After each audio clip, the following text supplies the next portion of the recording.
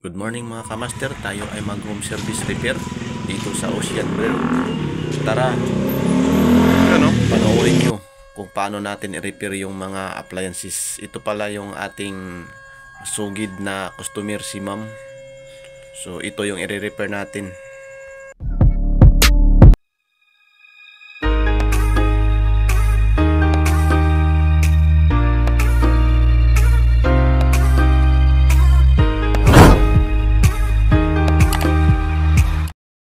Ayan, ito yung i-repair natin. Walang power. Ayan. Alam mo, may power, ma'am. Oh, ayan, dead shit talaga. Oh. Okay, check natin. Anong problema?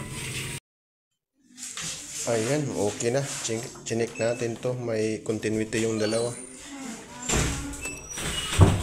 So, dito tayo mag-check kung may 20 volts ba.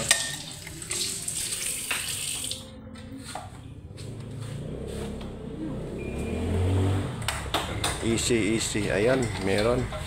Okay. So, ayan. Buksan natin dito yung parts na to.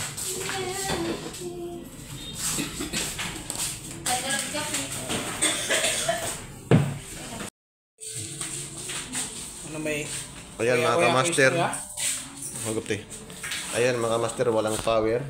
Yung cord okay naman. So, dito tayo kasi step by step. So, ilagay natin dito. Ayan, may continuity siya. Then dito sa kabila may continuity. Then dito tayo sa switch. Pag ilagay natin dito, then dapat naka-on dito. Ayan. Dito, wala. Kabila, wala. Naka-buffer tayo. Ayan, parehas siya naka-on. Ayan, oh, putol siya. Hindi katulad dito. Meron siyang continuity. Yan yung pinagkaiba kung sira at kasi hindi. Mga kamaster, testing ng ating customer. Okay na ba? Kasi ang problema yan is walang power. So ngayon, testing na natin. So ayan. Ma'am, okay na ba ma'am? Okay na. Okay mga kamaster. Successful. Ayan mga master, nagpalit tayo. Ito yung sira.